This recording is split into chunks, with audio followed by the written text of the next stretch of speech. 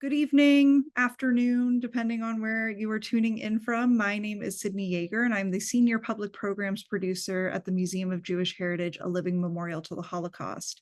I am very pleased to welcome you to today's book talk on Between Two Worlds, Jewish War Brides After the Holocaust. Here at the museum, we are dedicated to the crucial mission of educating our diverse community about Jewish life and heritage before, during, and after the Holocaust. As part of that mission, our programs illuminate the stories of survivors, broader histories of hate and anti-Semitism, stories of resistance against injustice, and more. Thank you so much for joining us today virtually. We hope that if you are able to, that you will visit the museum in person to see our current exhibitions, including Courage to Act, Rescue in Denmark, which is the museum's first exhibition for visitors ages 9 and up. So you can learn more about that on our website.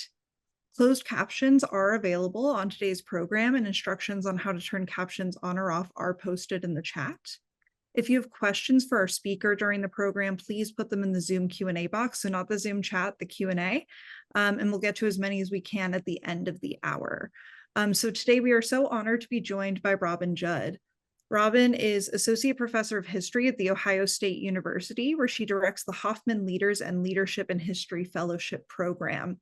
Her book, which we are going to talk about today, Between Two Worlds, won the J.D.C. Herbert Katsky Award for Best Writing based on archival material, and also won the Barbara Dobkin Award for Best Book in Women's Studies from the National Jewish Book Awards, which is very cool and very exciting. So you can purchase Between Two Worlds at the link in the chat, so make sure you check that out. So thank you so much to all of you for joining us, and now I'm going to hand things over to Robin. Thank you so much, Sydney, and thank you to the museum for all of the tremendous work that you do. I am going to share my screen, and if there's any trouble with it, Sydney, you just hop on and let me know. It is a delight to be here today, and really just wonderful as people were coming on to the chat that I saw some friends, some people who are coming in from all over North America, including I could see a few scholars of war brides. I saw a son of a war bride and a nephew of a war bride, and so it's really delightful to have everyone here. Hopefully you see my first slide, which just gives you a little bit of what we're going to be doing today. I'm hopeful that we'll spend our time sort of doing three things. First, I'll just very briefly introduce the topic of the war brides themselves. Then I'll talk to you a little bit about why I became interested in Jewish war brides. And then I'll introduce two couples, Flory and Harry, Sala and Abe, as a way to sort of tell the story that I love to tell so much. And here we have two images that we'll see again. One is a dress worn by a war bride, Gina Turgel, which can be found in the Imperial War Museum. It was made out of a parachute, as many of these dresses were. And one is of an Americanization class, and we'll talk about both of these things in a few moments. So the term war bride, which I use in this project, tended to be used mostly in North America, although technically it often could be used and was used in the United Kingdom as well.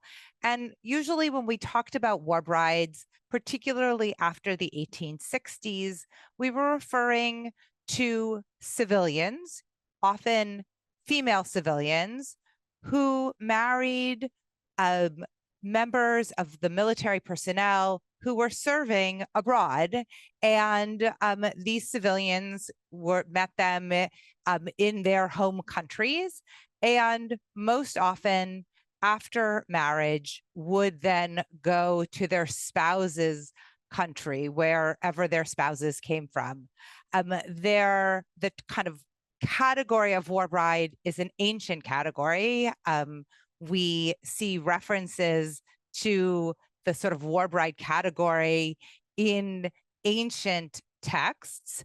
And the sort of legal category of the war bride is something that develops in the British military legal code, and will be developed in kind of parallel, but often in slightly discreetly different ways across the world. And we're going to be focusing today on Jewish war brides who marry members of the American, British, and Canadian militaries.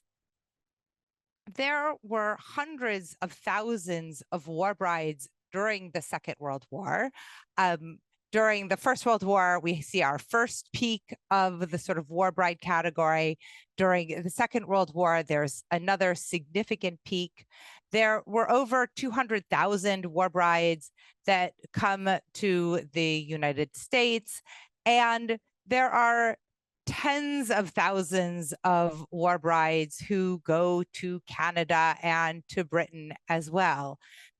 The number of Jewish war brides was much smaller. And in fact, there are wonderful, amazing histories of war brides who go to the United States, who go to Canada, who go to Britain. Some of those studies are sort of larger general studies of kind of the total war bride population. Some focus on specific groups of war brides, British war brides who go to Canada, or German war brides who come to the United States.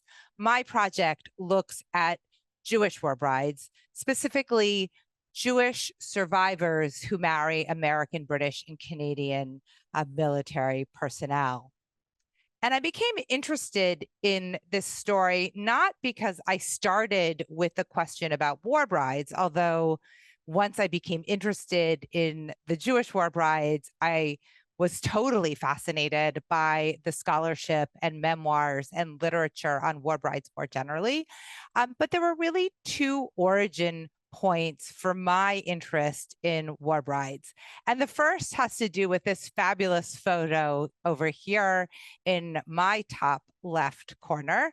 The striking woman in the patterned sweater right over here, that's my grandmother. And my grandmother, who was a survivor, a Holocaust survivor, married the man I knew as my grandfather, an American GI. And I grew up with her story. My grandmother didn't really talk much about her past as a survivor. In fact, that was not a story she was very comfortable sharing. But she did tell us as children that she had married the man I knew as my grandfather, that he had been an American GI, and that the American GI had adopted my father, and that my grandmother came to the United States as a war bride. And I always thought that my grandmother's story was exceptional. And then I began researching and studying the Holocaust. And especially when I would read memoirs written by female survivors, I began to see a pattern, a trope, where several of these memoirs end with referencing the men that they meet at liberation or soon after liberation and then marry. So the first memoir that I read, written by a female survivor, was one of the first memoirs published by a female survivor here in the United States, Gerda Weissman Klein's All But My Life. Many of you may be familiar with Gerda Klein. She was a very well-known speaker. There were a number of documentaries about her life. And she ends All But My Life, her incredible story of her experience growing up in Poland, her experience in the ghetto and in the camps, and the death march. She ends with her liberation in Czechoslovakia, where she meets Kurt Klein. Soon afterwards, I read Leisha Rose's beautiful memoir, The Tulips Are Red. Leisha had been a member of the resistance, and much of her memoir talks about that experience. she also ends her memoir with the story of meeting Isaac Rose, a chaplain, literally on the roads during the fighting, the sort of waning days of the war. We, next to The Tulips Are Red, is the first memoir published in England by a female survivor. I Light a Candle. We saw Gina Turgel's wedding dress earlier. She also ends her memoir at Liberation in Bergen-Belsen, where she meets her husband, Norman, and you see that photo of their wedding here in the category. And I have two other examples of this: Judith Magyar Isaacson's Seed of Sarah, Lala Fishman's Lala's story. And some of you may recall the 1950s television show. Before that, it had been the radio show, This Is Your Life. And the first time This Is Your Life introduced a Holocaust survivor to American audiences, it was with this woman here, Hannah Kohner, who herself was a war bride. And indeed, over the course of the 1950s, the show This Is Your Life featured 3 different Holocaust survivors. Of the 3, 2 were war brides. And interestingly, the other war bride was a man. And indeed, one could be a male war bride after the Second World War, because the category often would allow for men as well as women. And we can talk about sort of national differences in the Q&A if people are interested in that. So it was because of that that I really became interested in asking questions about the Jewish war brides. I had this family history of my own grandmother's experience. I began reading these different memoirs that made me wonder, like, to what degree was this a sort of common experience for Jewish survivors to marry members of the military personnel, and how did their experiences look like experiences of other Christian war brides, or how did their experiences look like other Jewish survivors? And that's sort of what prompted me to start thinking about this project. At first, I thought I would write an article about it. I asked a friend and colleague who was working on DPs, who was working on Jewish war brides, so that I could learn more. She told me that nobody in her circle of DP scholars really worked on them, because once they were considered war brides, they weren't really DPs anymore. And so it led me down this road, which eventually led me to publish the book, which then eventually led me to meet all of you. And it made me realize, over the course of several years of research and traveling to several different countries and reading materials in several different languages, that there were a number of good reasons why we should talk about Jewish war brides as their own category. And one had to do with the specificity of strategies for survival in the aftermath of trauma.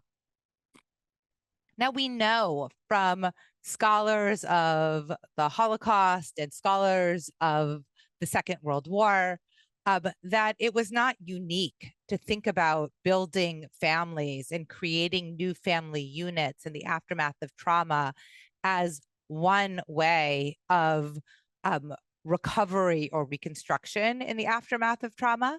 And the Jewish war brides give us another sort of access point to it. And I should have introduced this incredible photo.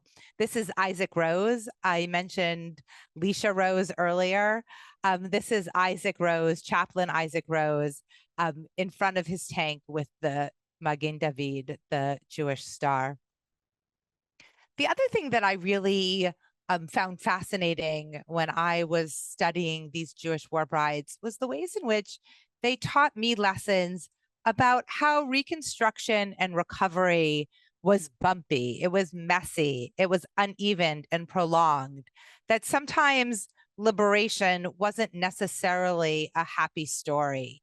And the war brides were gave me access, I think, to the messiness of the liberation experience.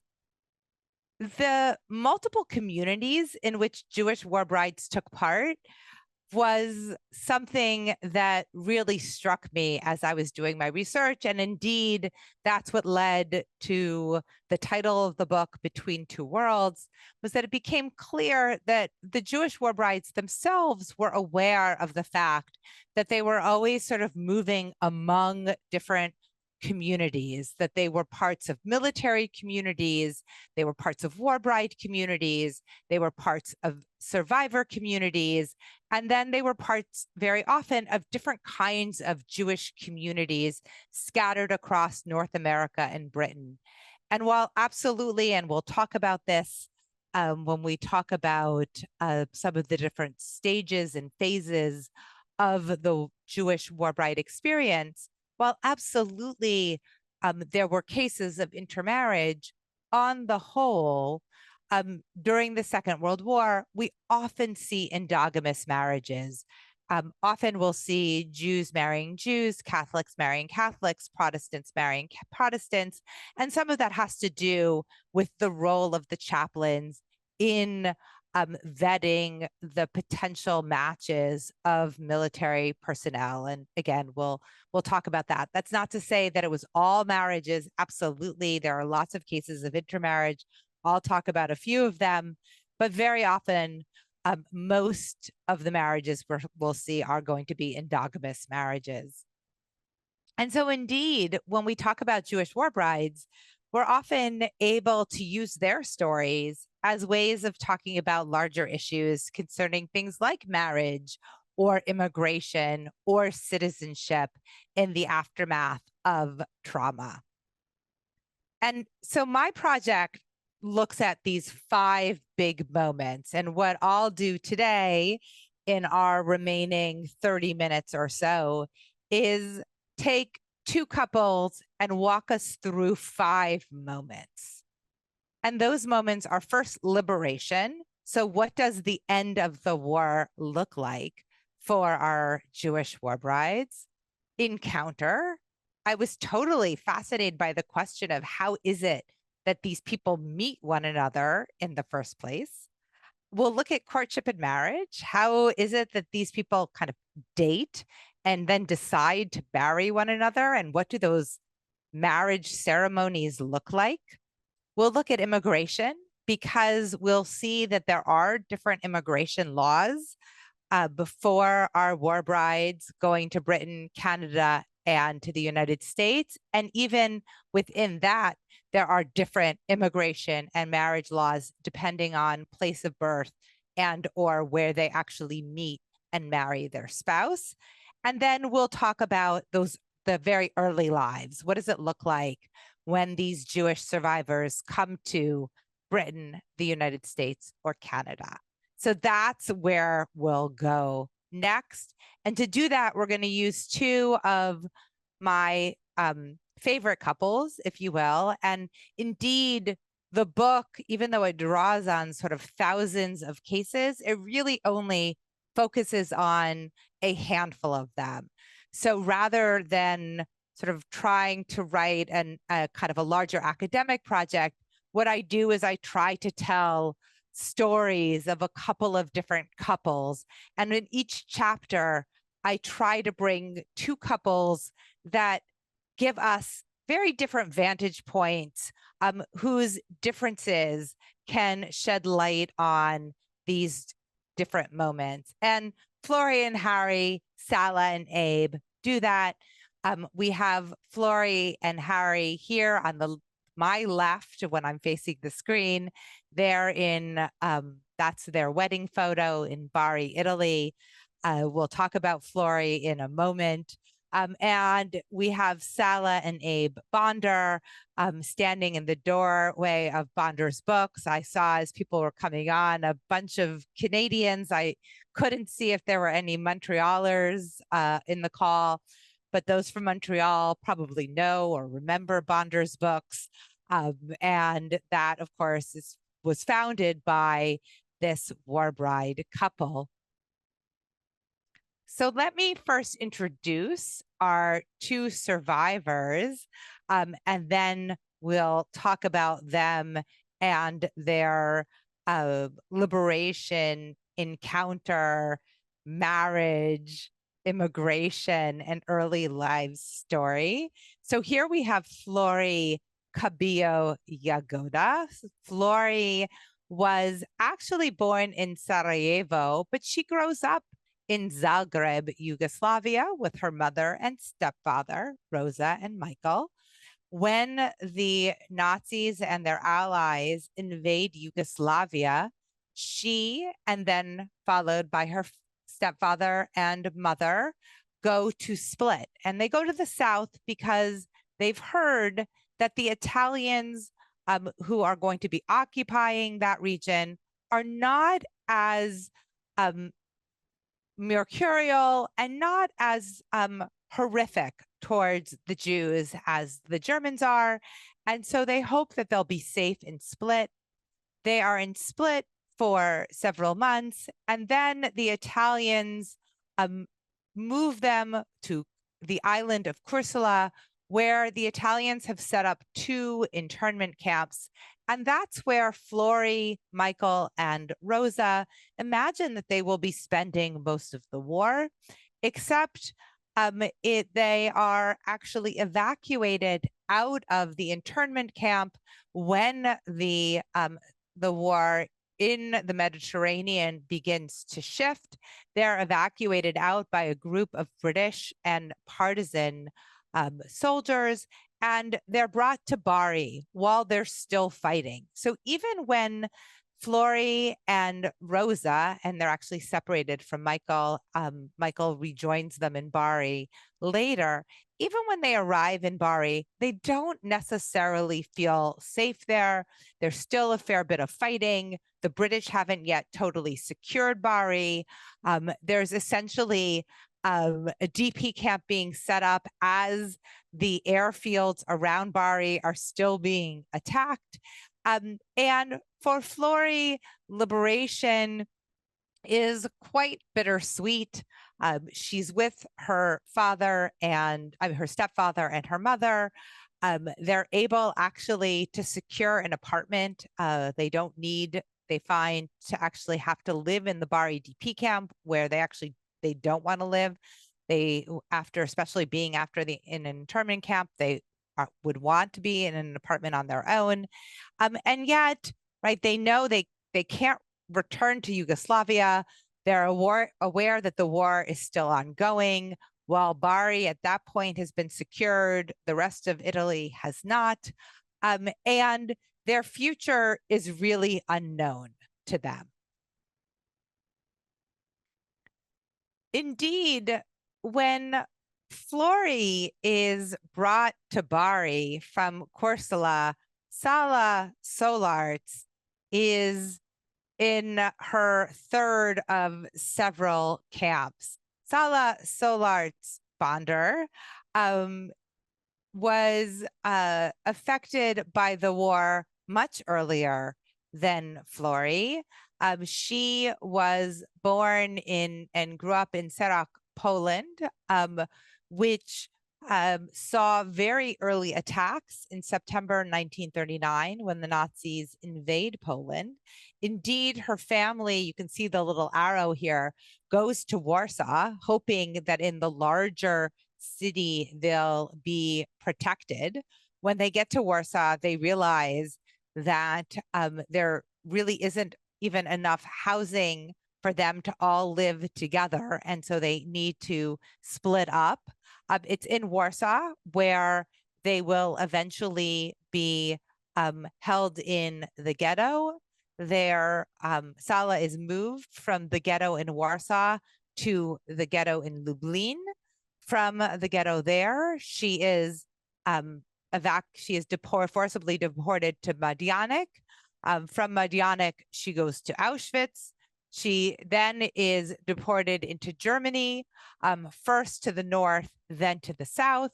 And It's when she's in the South that she's then forced on a death march where the destination should have been Dresden, but where she is liberated by Russian soldiers in Oschatz, which is in Saxony.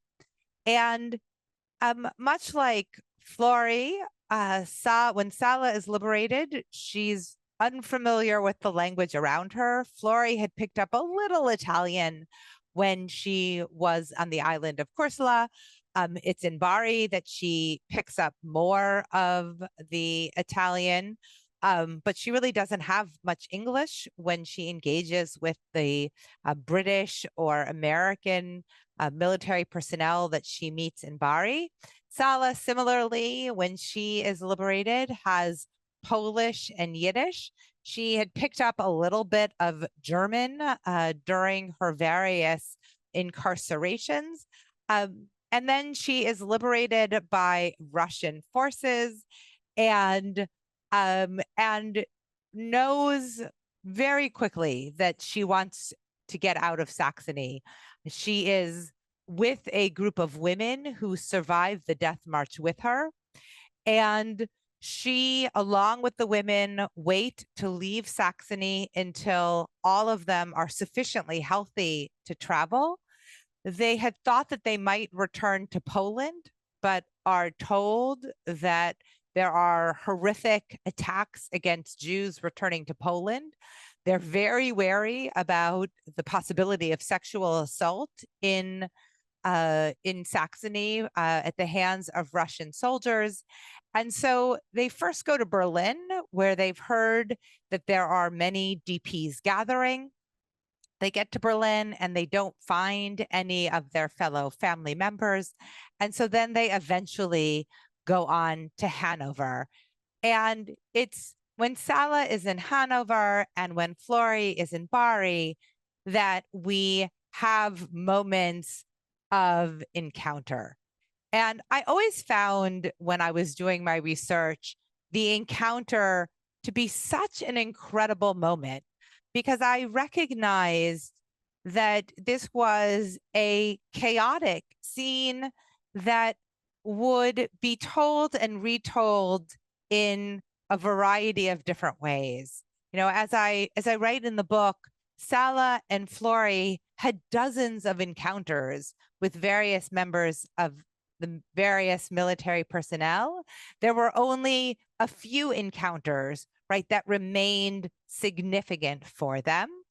And I was so curious as to what shaped or marked these encounters. How did these Jewish survivors remember meeting the individuals that they would eventually marry? And one of the things that so struck me in majority of the encounter narratives was the ways in which the survivors, the future spouses, the chaplains who wrote about the encounters, even in some cases, some of the commanders who would write about the encounters, wrote about these encounters as sort of Jewish stories, namely that they took place in Jewish spaces. So in a Europe that was imagined to be without Jews, we hear stories that put Jews back into the story of liberation, that sort of flips the script of the Jews as victims that need to be liberated. And instead, the encounter story sort of elevates the place of Jews in Europe and North Africa. And so often the encounter story had something, some element of Jewishness, whether it was that there was a Jewish holiday that was involved, or a Jewish prayer service, or a Jewish ritual object, or a Jewish site. Very often in the encounter narrative, there was something sort of Jewish, if you will, about it. So in the case of Flori and Harry, right, they tell of meeting at the base where Florrie worked. She worked in the trade depot. So what's Jewish about that? Well, the story goes that Harry invites her to a dance. She explains that she can only go if she has her stepfather's approval. They go to get his approval. And when Harry gets to the apartment and he sees the Machzor, the special prayer book for the holidays of Rosh Hashanah and Yom Kippur, he asks them in a mixture of Italian and English and Yiddish whether they're Jews, and they respond in a mixture of Serbian, Croatian, Italian, and Ladino, because Florrie's family did not speak Yiddish, that indeed they were Jewish. Similarly, when Sala meets Abe, they meet at the Hanover DP site. This was part of the British occupied zone. And Abe goes there during Rosh Hashanah service, much like he had done throughout much of his service. He was often very eager to meet fellow Jews. And Abe had Yiddish, similar to Harry, although Harry's Yiddish didn't help him with Florrie. And Abe goes to the DP camp during Rosh Hashanah, where Sala is pretty miserable. Sala had tried unsuccessfully to escape to Palestine that summer. This was a period where Palestine was part of the mandate. It was overseen by Britain, and she fails to immigrate illegally and is returned against her will to the Hanover DP camp. And she remembered not wanting to spend any time with any of the soldiers because she didn't want their pity. You know, as she said in a number of her different interviews, she didn't want Rahmanis. She didn't want sort of that pity. But Abe sat next to her and spoke to her in Yiddish. And that encounter over Rosh Hashanah then led to future encounters during the rest of the fall holidays. And it's around that time then Abe will reach out to his chaplain to ask about how he might go about marrying this woman that he had just met in the DP camps. Other encounters talk about meeting in synagogue services at reconstructed synagogues. They talk about meeting in Zionist youth circles, on city streets, in old Jewish quarters. And so often encounters would have that element of the sort of the Jewish element in a Europe or North Africa that had imagined itself without any Jews.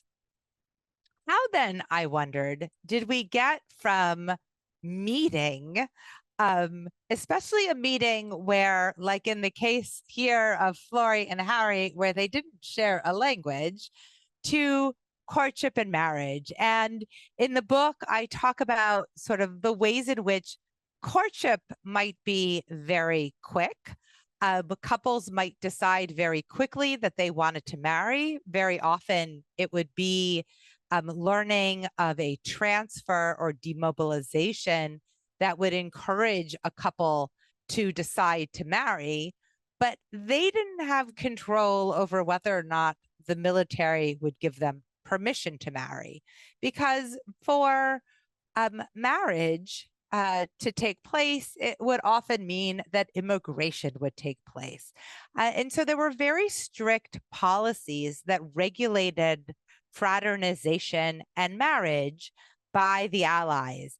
And for much of the Second World War, the Allies had shared the same marriage policies, shared the same policies around fraternization. That would change as we move into the summer and fall of 1945. And if people are interested in the Q&A, I'd be happy to talk about that. For some of our couples, the DP camps or the chaplain centers were places where courtship took place. And so there were kind of that Jewish element of the courtship story. And for many of the couples, in order for them to marry, they had to receive commander approval. And very often, commander approval meant being vetted by the chaplain. And that's often why we see so much endogamous marriage during the Second World War. And there have been many people who have written wonderful studies of the chaplaincies during the Second World War. But very often, we're going to see chaplains become involved in vetting these couples and in helping to give structure to the marriage. And depending on where the couples were located, there might be different policies around marriage over who could officiate, whether the marriage had to take place in a local town hall, whether there needed to be banns be read in advance of the marriage, right? It was often dependent on time and place. And one of the things that I write about a lot in the book, and one of the things that my students sort of often roll their eyes at because they hear me say this so frequently, is that time and place really matters. And so for one person, April of 1944, we might see marriage in one place, whereby in June of 1945, that would not have been a possibility.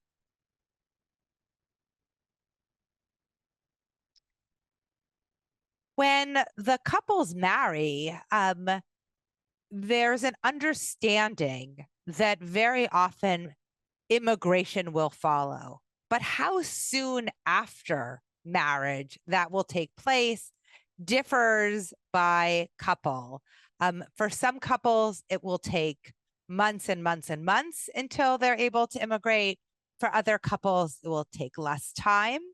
Most of the couples I look at marry in Europe, but several of the couples that I look at become formally betrothed in Europe or North Africa, and the spouses are demobilized before the marriage can take place. And so they marry in Canada or in the US or in Britain. And the different countries had different laws around fiancés, and I'm happy to talk about that in the Q&A. So immigration wasn't always a neat story. And indeed, immigration and permission to marry does not always take place as neatly as the couple might desire. Indeed, if we were to use Salah and Abe as an example, Abe requests permission to marry Salah and have her immigrate to Canada with him right as he's demobilized in the fall of 1945, when Canada still had a policy against its military personnel marrying anyone on German soil, and that included these German DPs. So when he requests permission from his chaplain to marry Salah, he's refused.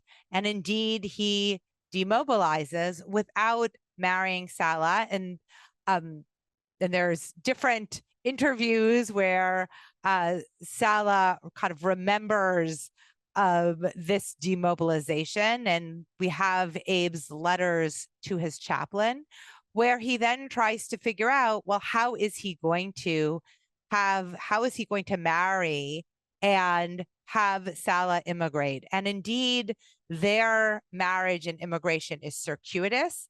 He will eventually return to Europe as a civilian. He goes to Paris. She travels illegally to Paris, where they eventually marry and make their way to Palestine, live in Palestine, then remain there during the Wars of Independence, where and leave Israel and eventually come to Canada. Florrie and Harry have a much different story. They marry in Bari, Italy. She receives permission to come to the United States as a war bride through formal war bride channels. And what does that mean? That means that first she will be cleared at a war bride center. And the US and Canada have several war bride processing and clearing centers in Europe and England. She goes to one of the smaller ones in Naples. There, all of her paperwork is cleared. She meets other war brides. So now she is with a group of mostly Italian Catholic women in Naples who have married American military personnel. And she eventually will embark onto a ship, a war bride ship, with these women on a ship that is coming from another war bride embarkation site. And indeed, the International Red Cross, along with the Allies, re-outfit a number of ships, including some of the Liberty ships, to turn them into what they call war bride ships. Now, war bride ships didn't only carry war brides. War bride ships might also have demobilized soldiers. They might also have other refugees or other DPs. And one of the things that I find really interesting in the story is the ways in which the Jewish war brides that I study come in and out of the different communities. And Flori talks about how at the hotel in Naples, which served as the clearing center, and on the ship, she found herself kind of in different communities, right? She found herself living, bunking with other war brides. There were Americanization classes on the ships. There were leaflets that were handed out on the ship for war brides. And yet there were also other Ladino-speaking refugees on the ship with whom she might have more in common culturally and linguistically and religiously. And so this sort of between or among many worlds could be seen in this immigration. Feeling in between or between lots of different worlds is very much part of the last two chapters of my book that look at those early years. Because when the war brides come to the US, to Canada, or to Britain, or the war fiancés come to Canada, the US, or Britain, most often they're going to first move into the homes of their spouses' families. Very few of the military personnel had the wherewithal to have their own homes, their own apartments, or their own houses. There's a really tremendous worldwide housing shortage during this period. In some cases, our war brides or war fiancés will arrive in Canada or the United States or Britain before their spouses are demobilized. And so they'll come into a home where they might not speak the language, where the culture might feel quite strange and foreign, where they have no one. And again, for some of our survivors, and Flori is slightly exceptional because she survives with her mother and her stepfather. Many of our survivors have no family that survive alongside of them, or only distant family, or don't know of their family who have survived. And so they come into situations very often with sort of intact families that will only throw into relief their own kind of losses and sense of loss. And so going back to that sense of kind of in-betweenness and bittersweetness, often the war brides, the Jewish war brides, will tell stories of sort of trying to find their way. Do they take advantage of the opportunities for other war brides? Do they join local war bride clubs or take advantage of English classes or childcare classes taught by local war bride classes? And or do they participate in survivor activities?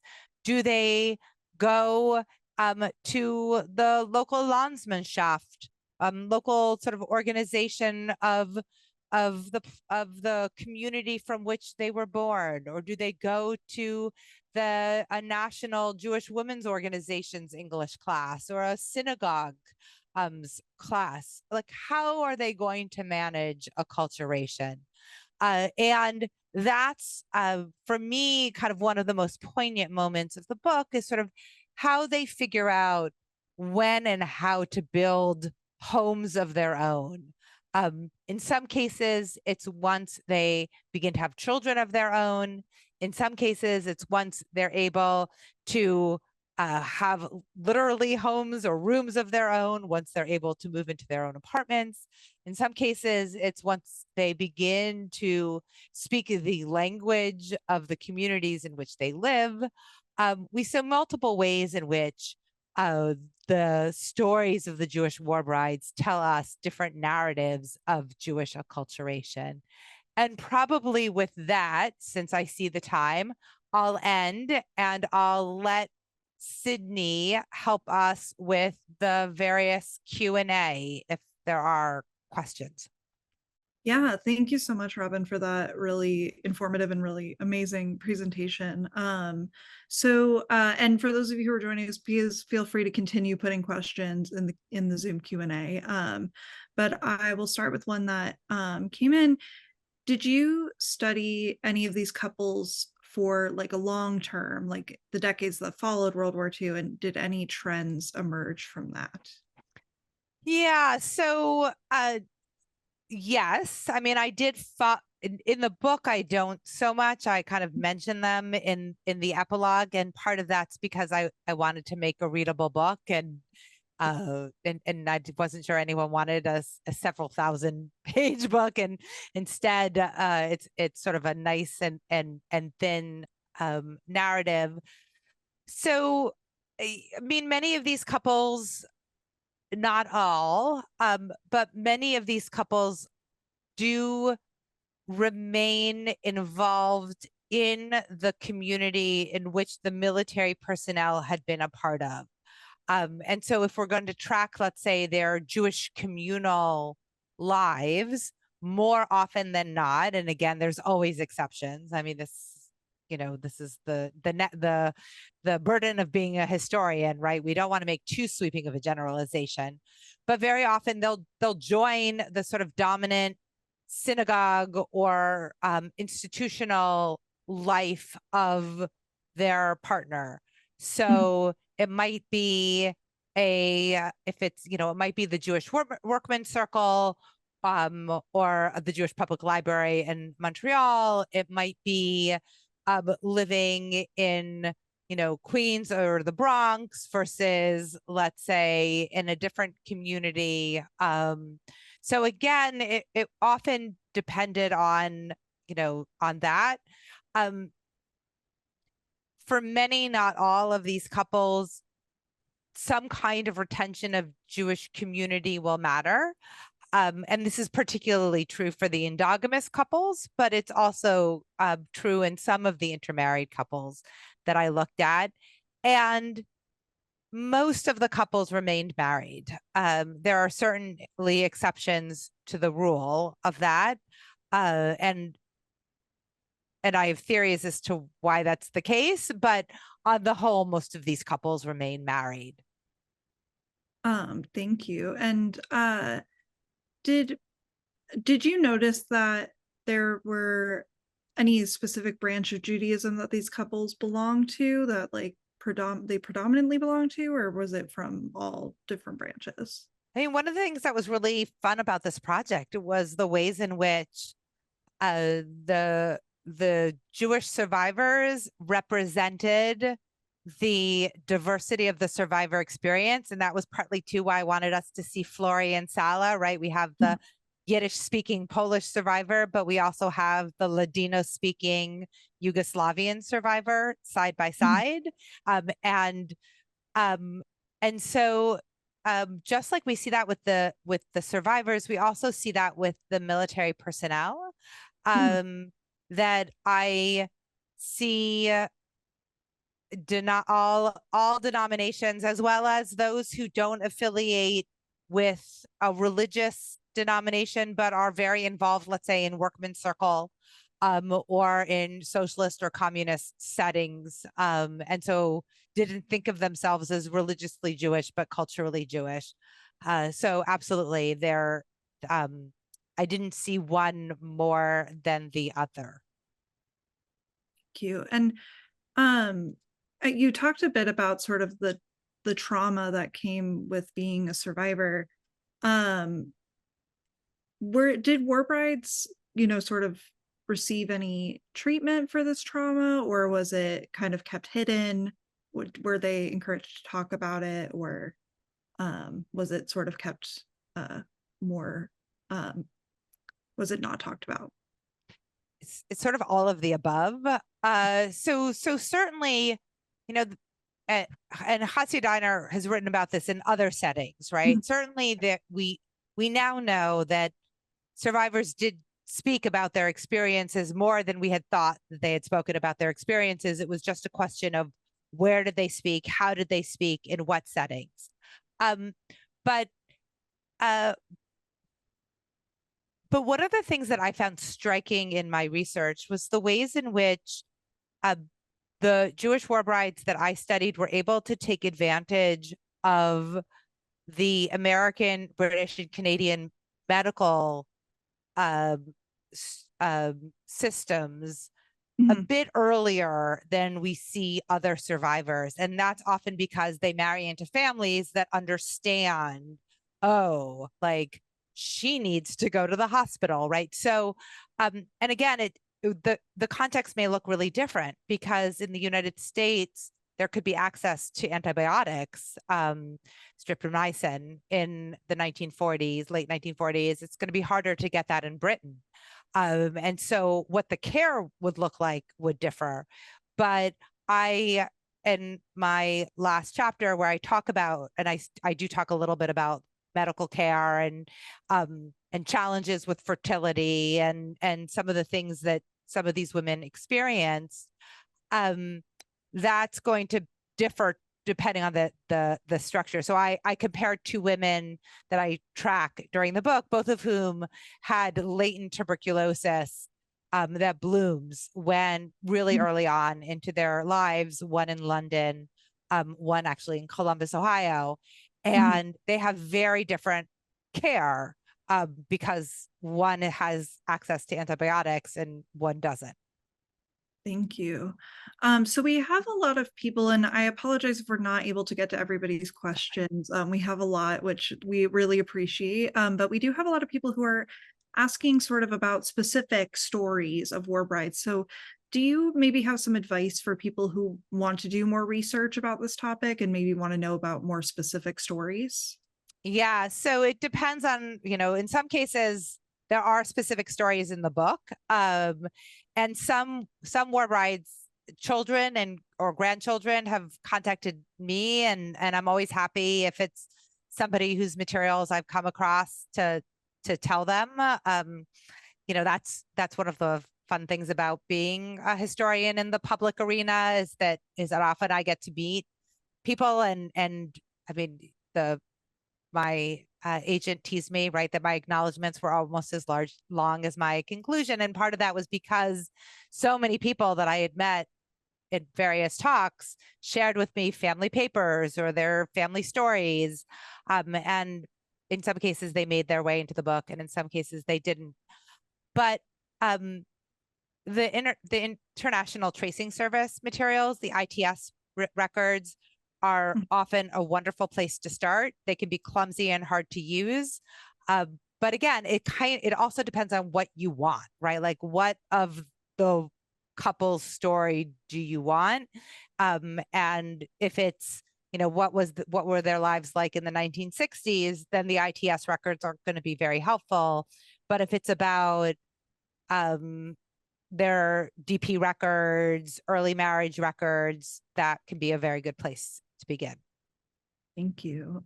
And we've also had a lot of questions come in about how these war brides navigated relationships with their in-laws and the kind of new families that they encountered when they came. Were they often warmly received, or was it kind of a mixture? Yeah, it's a great question. And I would say that it was a mixture, that for many of these families didn't quite know what to do with the women that arrived, especially if their sons and brothers hadn't yet been demobilized. Like all of a sudden, here they were with this traumatized woman who didn't speak the language and, had almost no possessions and, was overwhelmed. In some cases, they had women that they had been envisioning as the fiancés or girlfriends of their sons. And so there was a lot to navigate. And that's a big part of the last chapter of my book, is sort of the ways in which the relationships with the in-laws kind of stamped itself on the early years. So we are coming to the end of our time, but I do want to end with one last question. What do you hope that people take from reading the book? Maybe just one lesson, maybe not the most important. I don't want to put that on you, but what do you maybe hope is one thing some people take from the book? So one of the things that I hope they'll take away is just the multiple ways of studying the Holocaust, right? And whether it's studying the Holocaust by thinking about the Jewish war brides, or thinking about the Holocaust by looking at North Africa, or to use your newest example, right, like children in Denmark, kind of thinking about the history of the Holocaust in its sort of global, multifocal dimensions. So that's really significant. And for me too, there's the incredible story of resilience, right? And the ways in which these couples, and there may only have been, over 1,000 of them, but how many lives they end up touching, and the ways in which they will eventually shape Holocaust memory. Like if we think about Gerda Weissman Klein, right, this is somebody who helps to shape how we think about the story of the Holocaust, right? And yet her Jewish war bride narrative gets lost. Well, thank you so much, Robin, Thank again, for you. really amazing presentation and for answering all of these questions. And I apologize if we weren't able to get to yours, but thank you again for being with us and for sending in those questions. We really appreciate it. So I do highly encourage you all to purchase Between Two Worlds, which you can do at the link in the chat. And also, if you enjoyed today's program, we hope you'll consider making a donation to support the museum at mjhnyc.org/support.